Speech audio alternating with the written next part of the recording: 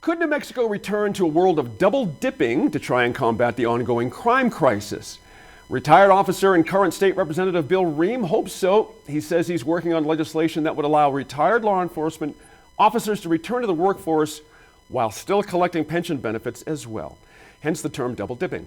All right, Eric, there would be conditions under Mr. Rehm's proposal, including a 6-month waiting period before officers can return to the workforce and incentives to hold off on collecting that pension while returning to work.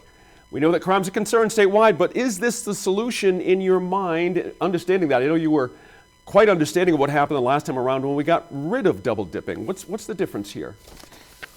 Bad idea. You know, let me tell you a better idea. Okay. 3 things we could do. First of all, the city's already doing it. APD is offering $10,000 sign-on bonuses for new officers. So you want to get some new folks who aren't steeped in the dysfunctional culture of APD in a lot of departments, you know, give them a reason to join up. So a lot of folks, I think that becomes it's like teachers, it becomes a real difference if they have a family, right? Mm-hmm. The second thing is, both Santa Fe and Albuquerque are doing these community safety departments. Albuquerque is really getting off the ground to really take some of the demand for police time, you know, for person hours of police on these, you know, these mental health and addiction and sort of like these kind of calls that really could be taken by someone other than a uniformed officer. That's the second thing we should double down on for cities.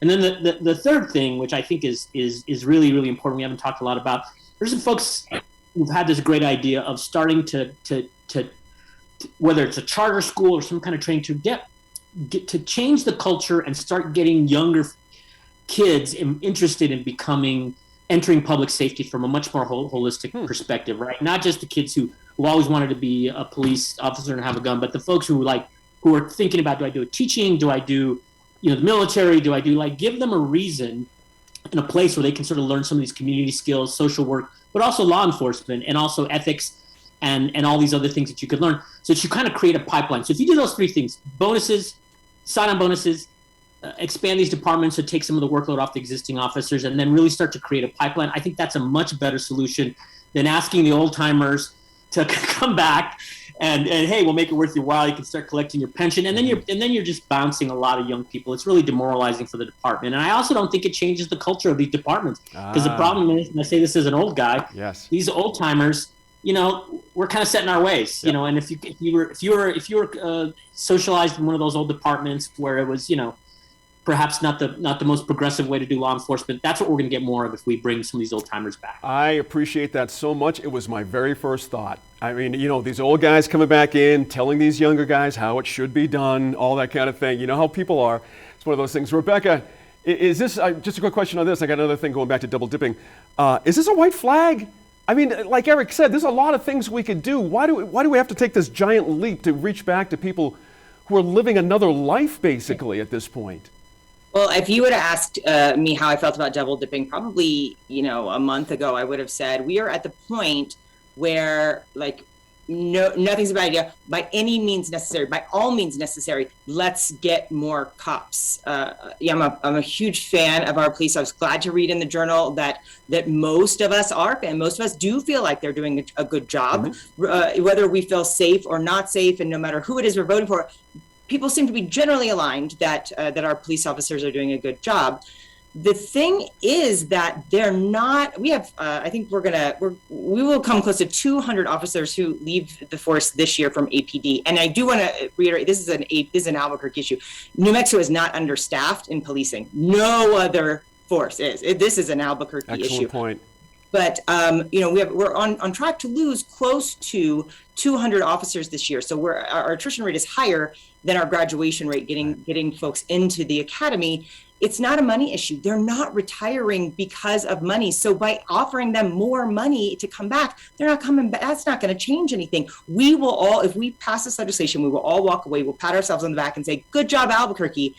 But it's not going to make a difference. It also, bringing them back, they don't come back as beat cops. They retire and they want to come back into what they were doing and get paid more money to do it. it's not that they don't deserve the more money. It's that now we're disincentivizing younger officers because you're limiting their career path. You're limiting where they can go. So I respect Representative Ream for trying, for throwing something out there, but really, because this is an Albuquerque issue, I don't think we need to take it to the legislature. I think we need to look at what is causing the culture at the city of Albuquerque to make them want to retire so soon. Good points there. Hey, Tom, the governor won't say whether or not she supports this idea, and she has control over what issues can be added to the call, of course, during this 30-day coming up. Do you think this measure will make her call? It has the potential. I mean, it has, from an optics perspective, it has a lot of curb appeal. It's something that will get a lot of people talking about public safety, and specifically in Albuquerque. But anyway, so I think that it does have a lot of curb appeal. Whether or not it actually makes the call is a whole other issue. Just playing off of what I've heard both Rebecca and Eric saying, I have a little bit of a different perspective. I'm okay. If people want to return to the force, let's provide a means for them to return to the force. Because, granted, will they want to return is the whole other issue, because, if they've already retired early from something, it's over a philosophical issue, not a money issue. What has changed philosophically that will get them to say, you know what, maybe I will return to the Albuquerque Police Department. Maybe I will return to, X or Y or Z. The other thing is that I like it because it provides an opportunity for institutional knowledge to come back into the police department. With a lot of new recruits, a lot of new officers, which are all very well trained. I think that, there's sometimes, having somebody who has that institutional knowledge come back in and share their insights, I think is a good thing. And, but having a process, I don't think we are hurt as a result of having a process to provide a pathway to allow some of the officers who want to return to return. Hey, Eric, the police union spokesperson here in Albuquerque has come out against the plan, saying retired officers re-enter the workforce at higher levels. Rebecca mentioned this, therefore stunting the career progress of younger officers, but supporters see the idea. Without a move like this, we'll have to go out of state even more to find more officers to fill positions in that institutional knowledge about the community that Tom's mentioned won't be had with people coming in from the outside. Does that make sense to you where the police union's coming from? No, but I generally have a hard time understanding where Sean Willoughby's coming from most of the time. But I have to say that I agree with him, which is rare, that we have to provide some opportunities. This is a tough job, right? Especially given everything going on.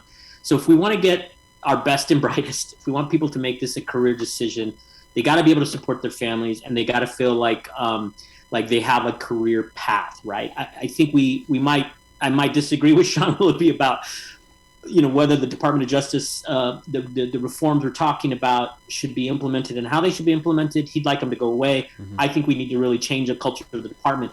But if we use it as an opportunity to bring in a lot of new folks, the different perspective, younger folks, there's plenty of young people in Albuquerque and around the state who would love to be in a very sort of enlightened police department where they can really help the community. That's why most people go into it. People who go into it who just want to shoot folks are the people who create the bad reputation for most of law enforcement, right? We want to minimize the incentives for those folks. And we want the folks who are thinking, again, about the military, about teaching, about maybe social work, maybe thinking about like, what can I do to help my community, serve my community? And I'm from here. I want to do that in my community. How do we make this a really good decision for them? And I think that's what we should be talking about, not about bringing back some old timers, not about bringing back people from out of state. I think we have an opportunity to really rebuild the department in a way that's going to help us kind of overcome all the challenges we've had for, frankly, a generation. Interesting points. Hey, guys, thank you all for your research and thoughtful comments this week. Be sure to let us know what you think about any of the topics The Line covered this week on our Facebook, Twitter, or Instagram pages.